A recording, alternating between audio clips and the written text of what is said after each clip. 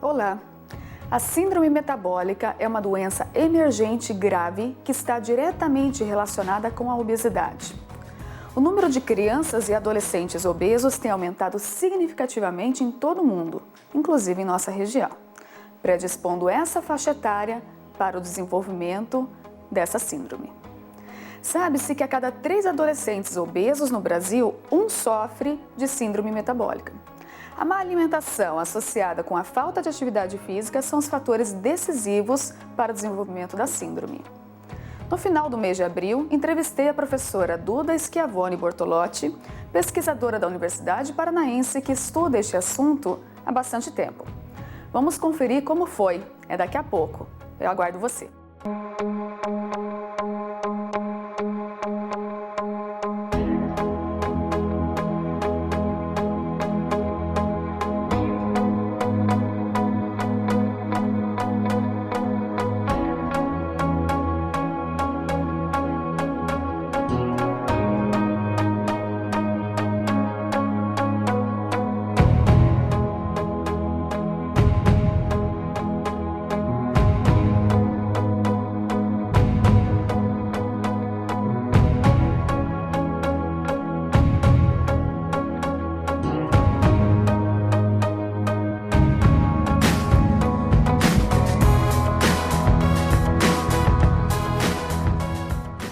Olá!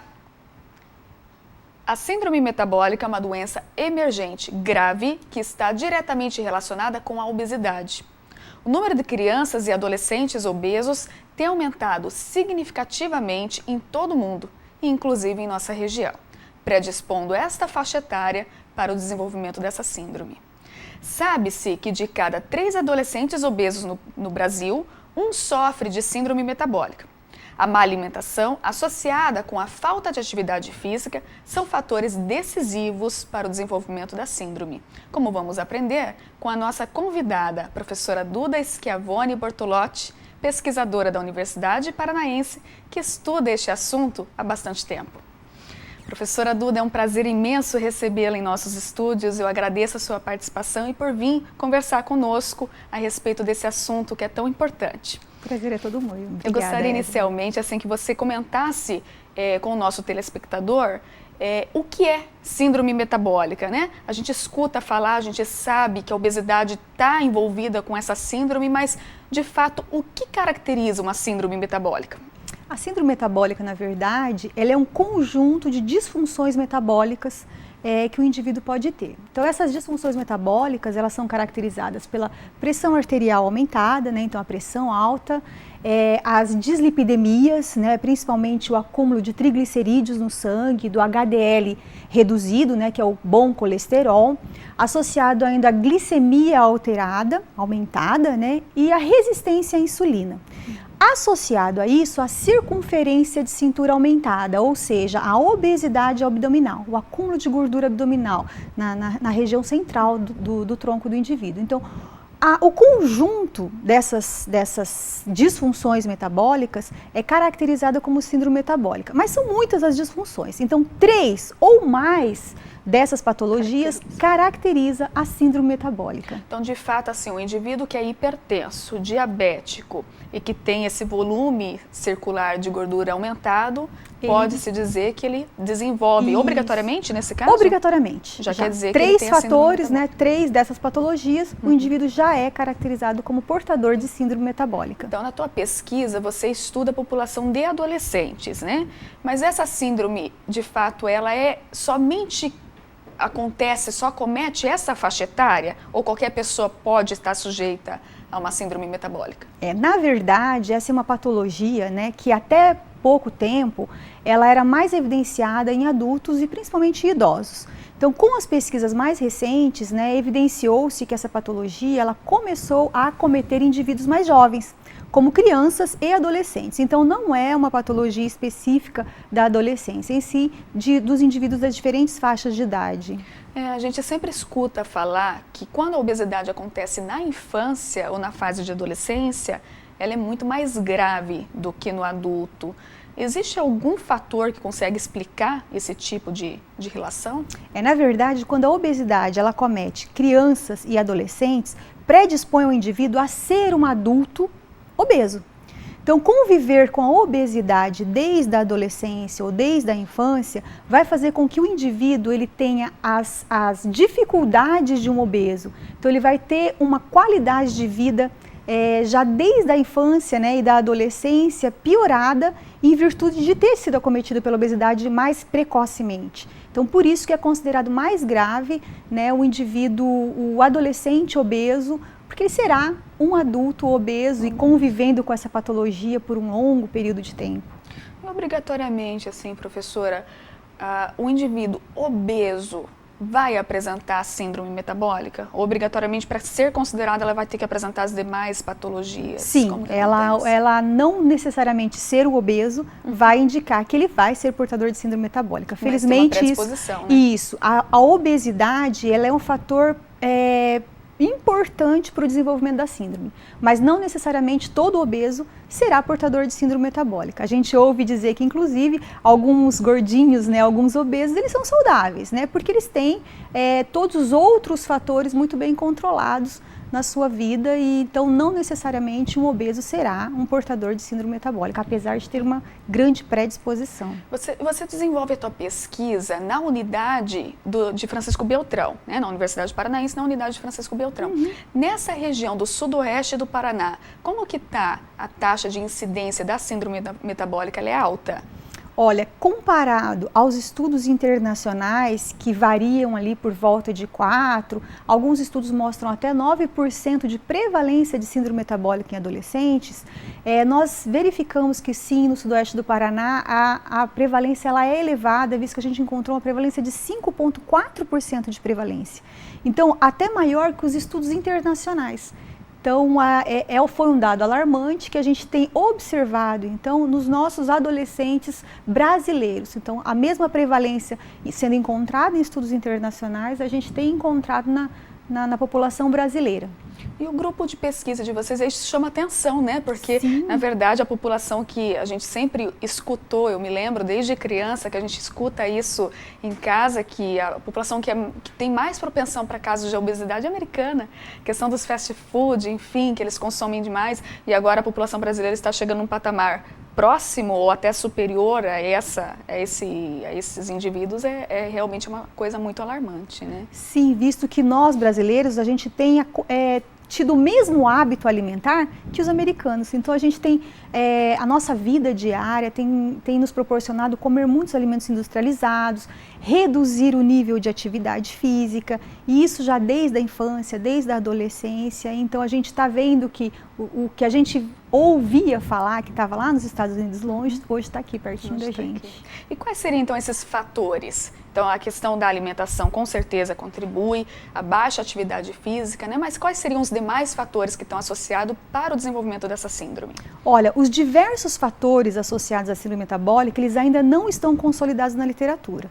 Então, a gente sabe que alguns fatores eles estão associados especificamente à patologia, né? Então, a pressão alta, ela é alta por quê? Né? O indivíduo ele tem uma predisposição genética, ele tem uma alimentação inadequada, assim como a resistência à insulina, assim como a glicemia aumentada, está muito atrelado ao nível de alimentação inadequado, a qualidade do alimento e aos baixos níveis de atividade física. É óbvio que existem fatores genéticos que estão envolvidos nessa patologia.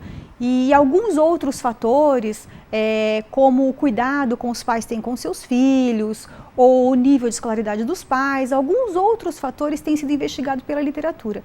Mas os fatores que de fato predispõem à síndrome metabólica, eles estão mais associados à obesidade e à má alimentação. Professora, eu gostaria que você comentasse sobre a questão dos sintomas. Uma pessoa que tem síndrome metabólica, ela sente, né, ela consegue deduzir que ela está com isso para ela buscar uma ajuda, ou o simples fato dela estar um pouquinho mais cheinha, com um pezinho mais aumentado, né, questão da pressão, isso já vai dizer, existe algum outro sintoma específico diferente das 3 patologias, né, que tem que estar envolvida com a síndrome? Infelizmente, Evelyn, é uma doença silenciosa, né? Assim como na pressão arterial, assim como no diabetes, assim como a própria obesidade, o indivíduo ele não sente que tem a patologia. Quando vai pro diagnóstico da patologia em si, a patologia está muito agravada, né? Porque para você sentir que você tem pressão alta, até você chegar aos sintomas, sinal que a doença já está muito agravada no seu organismo. Então, ela é uma doença silenciosa, em que o indivíduo não sente nada, né? Ele sabe que ele está acima do peso, mas isso não vai... o indivíduo não vai nem sonhar que ele tem essa patologia. Infelizmente, ela é uma patologia que é diagnosticada clinicamente, com alguns exames, né, que são feitos. E quais que seriam os piores resultados que a gente pode observar dessa patologia? O que mais de grave pode acontecer com o paciente, que, né, por ser uma doença silenciosa, que vai postergando a fazer os exames regulares clínicos para tentar diagnosticar coisas que podem acontecer, né? E que chega lá no final, você percebe que tem. O que seria o pior, o mais grave? Olha, essa doença, ela leva, então, ao agravo ou ao início das doenças cardiovasculares. Então, ela vai levar o indivíduo, principalmente, a ter o diabetes, a desenvolver doenças cardiovasculares. Então, ele pode ter um infarto, pode ter o derrame.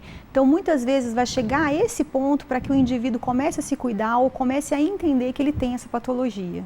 E o que tem que ser feito? Vai ter que ser feita uma readequação aí, né? Vai ter que ter, uma mudança de estilo de vida, né? O indivíduo, ele tem que mudar os hábitos alimentares, comer alimentos saudáveis, ele tem que praticar exercícios físicos, mudar a rotina do dia a dia para ele aumentar a atividade física e para com isso ele reduzir principalmente gordura corporal, alguns exercícios ou algumas atividades reduz pressão arterial. A gente sabe que o exercício físico aumenta HDL, né, que é o bom colesterol, e reduz ou normaliza alguns níveis de glicemia aumentada, né? Porque eu sempre escuto, às vezes, na rua, assim, o pessoal falando que vai para academia, faz exercício, mas que não consegue perder peso, né? E que talvez perca um pouco da medida, mas não peso corporal, e que isso desanima. É dessa forma mesmo? Sim, algumas pessoas acham que vão para a academia e vão perder peso. Na verdade, o peso ele é muito subjetivo, porque na verdade o que eles precisam perder é gordura corporal. E a gordura corporal, a gente tem estratégias específicas dentro de alguns exercícios que vai fazer com que o indivíduo reduza a gordura corporal. Porque o exercício físico, ele pode aumentar músculo, né? Então, dependendo se faz, por exemplo, um treinamento com peso, o indivíduo ele vai aumentar o músculo. Aumentando o músculo, ele também vai aumentar o peso corporal. O músculo é pesado. Exatamente. Então, só se valorizar pelo peso, ela é muito subjetiva. Então, o indivíduo ele tem que entrar numa academia buscando um programa de emagrecimento, onde o indivíduo vai reduzir gordura corporal. E vamos esquecer um pouquinho essa história de peso, e sim reduzir gordura corporal e aumentar músculo, que é extremamente importante. Em Beltrão, vocês têm um grupo de pesquisa que estuda a síndrome metabólica na população adolescente, nessa faixa etária, não é verdade? Poderia contar para nós, professora, um pouquinho sobre essa pesquisa, como ela é conduzida, os objetivos? Sim, nós tivemos a felicidade lá em Beltrão, né, de reunirmos um grupo de pesquisadores, onde tem os profissionais da farmácia, da enfermagem, da educação física, da nutrição. Nós unimos uma força-tarefa, né, e fomos a campo desenvolver uma pesquisa para a gente identificar qual era a prevalência da síndrome metabólica no nosso município, né? E a partir daí, então, nós fomos para as escolas. Nós avaliamos em torno de 830 adolescentes, que foi a partir de um cálculo amostral que nós fizemos, né, com todos os adolescentes matriculados na rede pública do ensino fundamental e ensino médio. Nós fomos para as escolas, nós fizemos uma bateria de avaliação, tanto física quanto bioquímica. Então, nós fomos com um laboratório de bioquímica nas escolas, coletamos o sangue dos alunos, fizemos toda a análise laboratorial com os profissionais da farmácia e da enfermagem. E aí, a partir disso, nós vimos, então, qual era a prevalência de síndrome metabólica no nosso município, né? Que é onde a gente chegou ao número de 5,4% de prevalência de síndrome metabólica no município. Nossa, isso já na infância, né? Nessa fase de adolescência. Sim, na adolescência. E daí, depois que vocês descobriram esse percentual alto, quais foram as medidas a seguir? O que vocês fizeram com esses adolescentes, né? Que vocês encontraram que estavam desenvolvendo, que já estavam com um quadro de síndrome metabólica? E qual que foi a etapa a seguir? A primeira fase, né, da pesquisa que estávamos com os resultados nas mãos, nós fomos com os resultados para as escolas.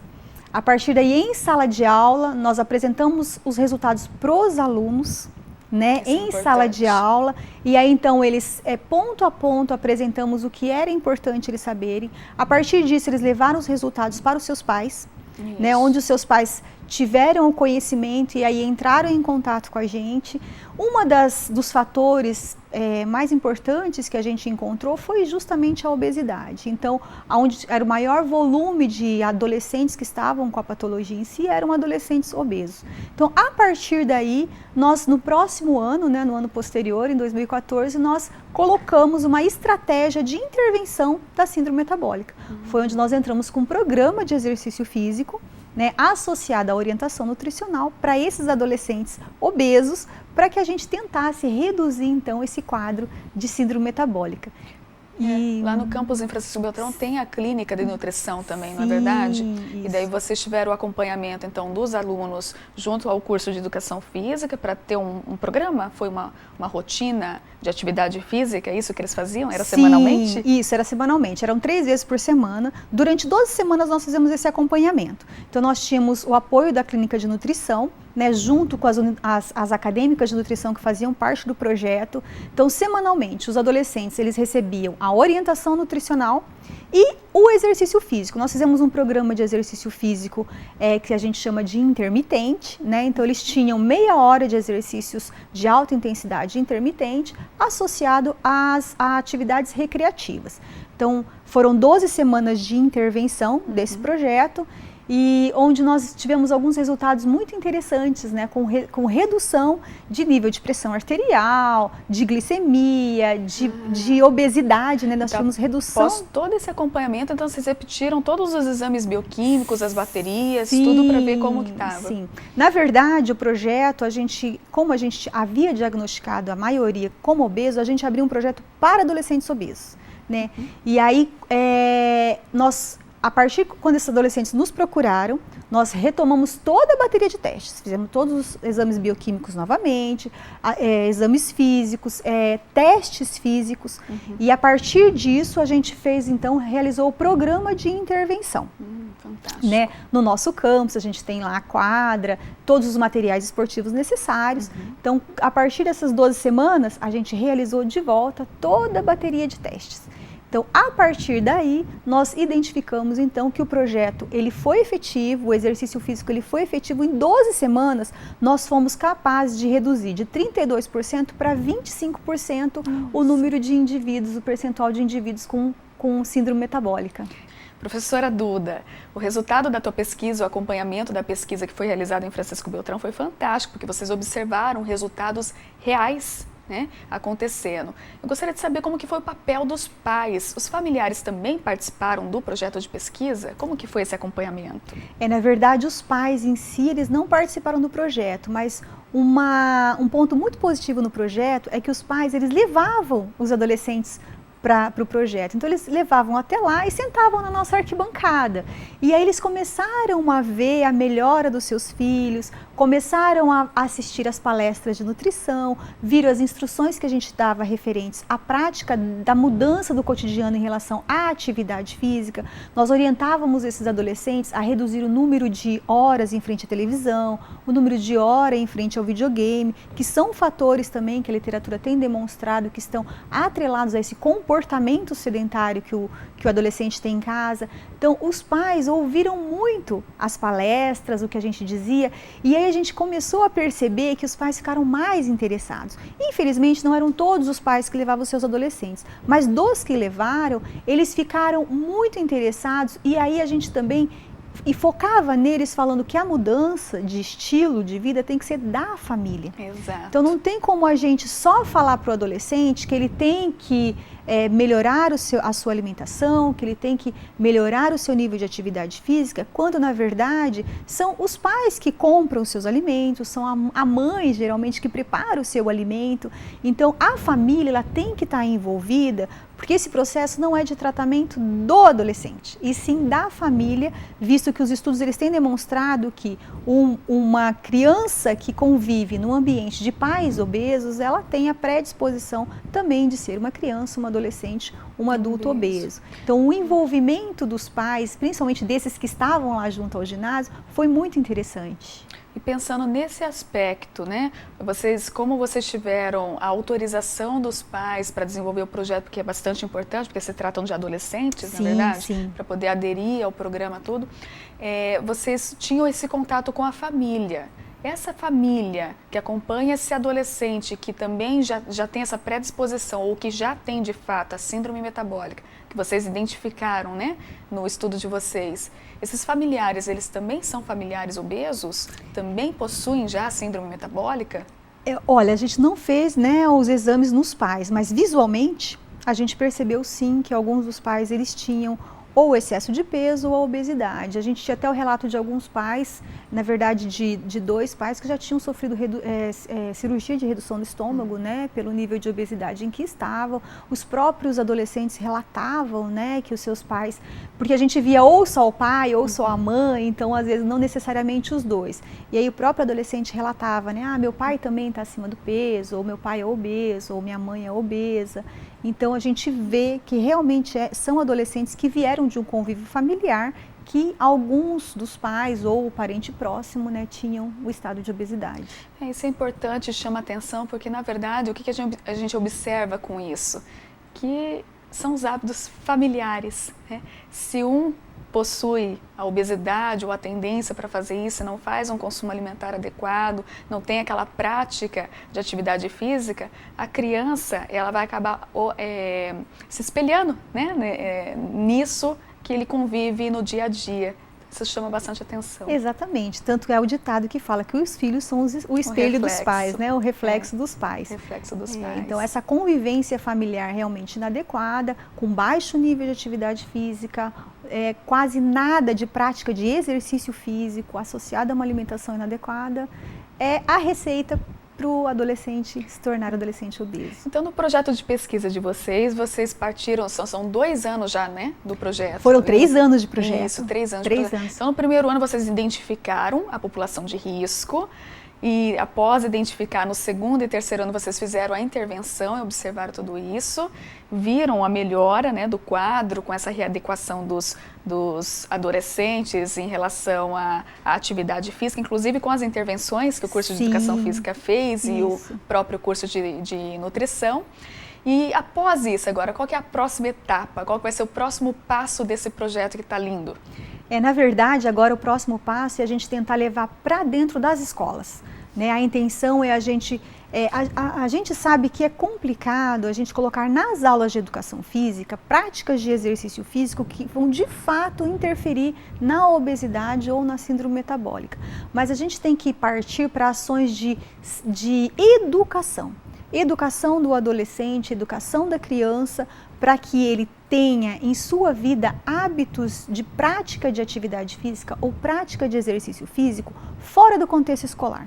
Então a ideia é ir para dentro das escolas, nas aulas de educação física, dentro dos projetos interdisciplinares da própria escola, para que sejam feitas ações de educação e educação para a saúde, né? Associada a palestras com alimentação, as informações diversificadas com relação à prática do exercício físico, porque a nossa intenção é que esse adolescente ou essa criança, fora da escola, porque eles ficam na escola só 4 horas, envolvidos com várias atividades. E eles têm muitas horas para ficar dentro do convívio familiar.